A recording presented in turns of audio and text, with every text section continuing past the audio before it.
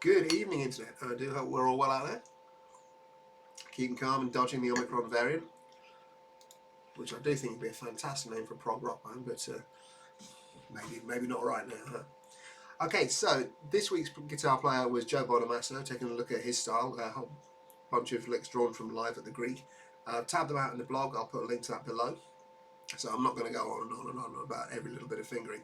I'm going to try and point out some of the neat little concepts that may come over a little bit more easily being shown rather than told.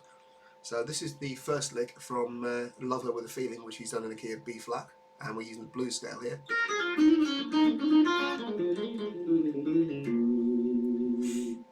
So some really nice little touches.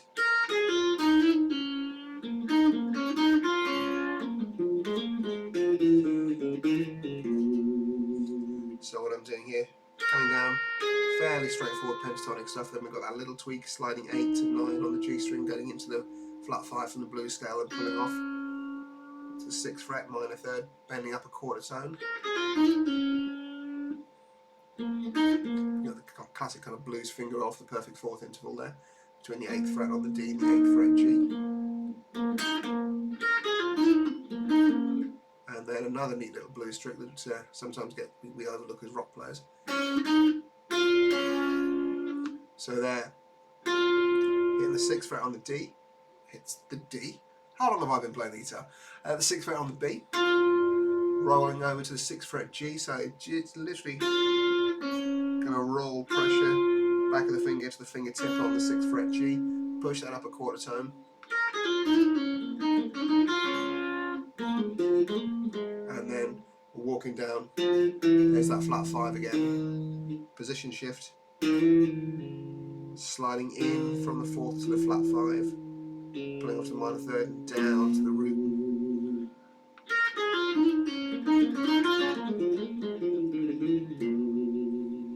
Again, that's the kind of thing you can take and move all around the fretboard.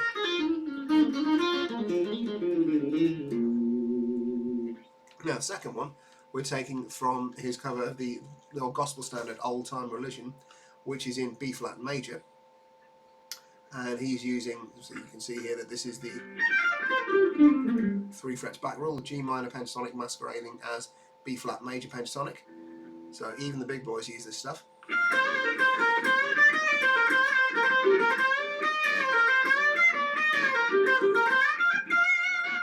And the pace it absolutely rattles along. So up there with Megadeth kind of tempos, but he is just effortlessly melodic the whole way through it. And there's a really nice twist in here where he's using the 4th. Now normally major pentatonic, for those of you who don't know, it's it's root, 2nd, 3rd, 5th, and 6th. So that gives us in this key B flat, C, D, F, G. And Joe brings in the 4th as well, the E flat here on the 16th fret of the B. And it's not much of a difference, but compare, this is what if I was using the 5th instead. Yeah, it's alright, it's not unpleasant by any means, but that 4th. And he manages to time it just as the chord moves to the E flat, which is the 4 chord in this key.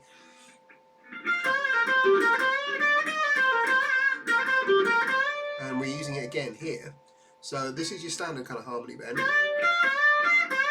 And he's developed that, so bend up, here's the 2nd, bends up to the major 3rd, and normally you bend it against the 5th.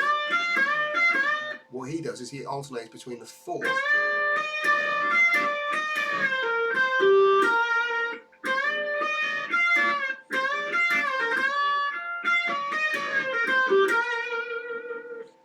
so the whole thing,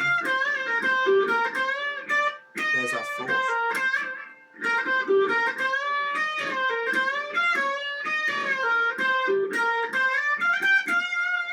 And finish up by doing a little position shift, and lands on the 18th fret of the B string, that's the 5th. So that's again a really powerful leading tone, the 5th. The 5th says, right, stay with us, we'll be back after these messages. If I'd have finished off on the root, that's sort of right, all on, there we go. So again, he's very, very skillful with his use of intervals like that. Okay, now we're going to start getting into the widdly stuff. This is the stuff that made me go, whoa, wow, how's he doing that? So this is taken from Sitting on the Boat Dock, which is in C sharp, and we're mixing up C sharp minor and major here. So this is using position 3 of the C sharp minor pentatonic scale.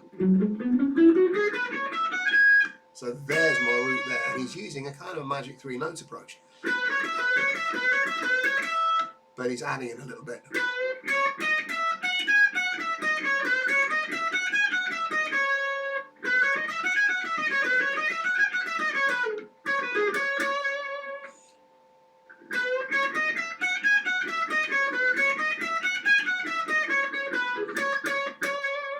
So there's my magic 3 notes. I'm going to add in the second, which is the E flat note, or D sharp in this key, on the 16th fret of the B. And then 14 to 16 on the high E, that's the 4th and the 5th. And back down.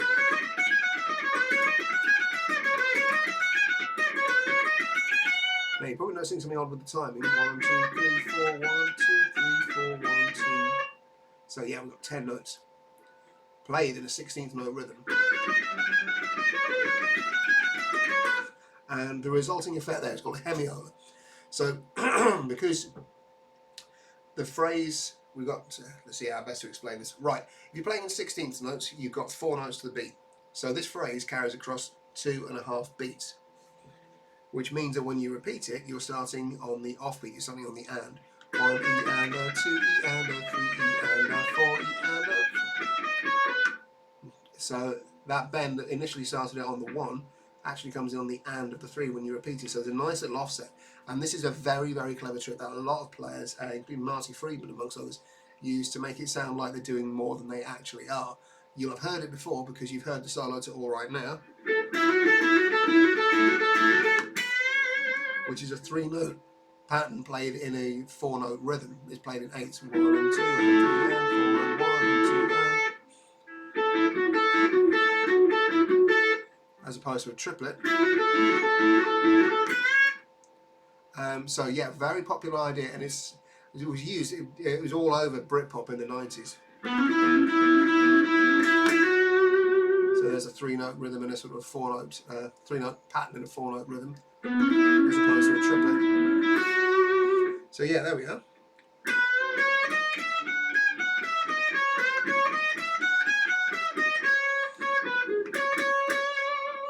And then I'm just doing quick little position shifts to position 4, just to play finish off on my C sharp root note there. Right, gird my loins for this next one. Now this next one was the real heads up, whoa, how did he do that moment from the album for me.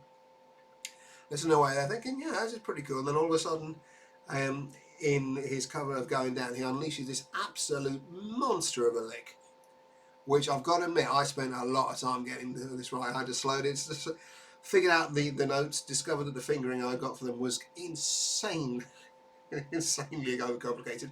Realised I must have got it wrong. Sure enough, went to YouTube to check fingering, and by slowing it down about a quarter speed, checking it, being properly OCD with it, I finally managed to suss out what he does.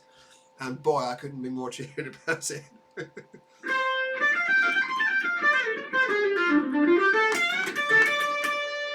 Yeah, so what's he doing? He's starting in, again, position 3 of D minor pentatonic. And there's my D root note there. So, it's still the magic 3 notes. 17th fret G, 15th fret B, to 18th fret B, up to 15th fret high E, and then 18th fret B. Yeah, I did say I wasn't going to belabor fingering, didn't I? And then the trick that he's using is he reaches across with his little finger and grabs the C note from the next position up, position 4 of the minor pentatonic. And then shifts back to position 2.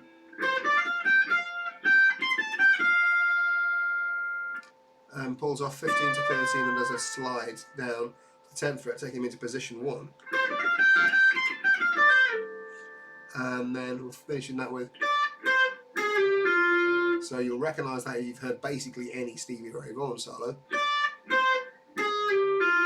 So there's my 10th fret high E, 13th fret B. I'm going to roll that over onto the 13th fret G. So that's giving you a little bit of D blues scale. I'm going to slide that back to the 12th. then from there on it's pretty standard stuff.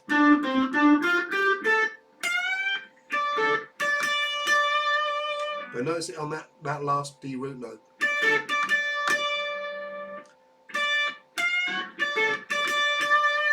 Playing against the fifth there for sort of, you've almost got like a miniature perfect cadence of 5, 2, or 1.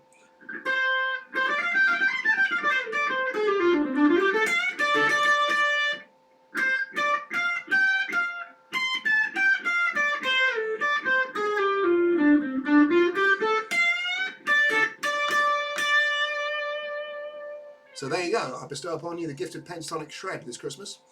Hope you've enjoyed that. If you have, please do like, share, drop a like and smash that subscribe button.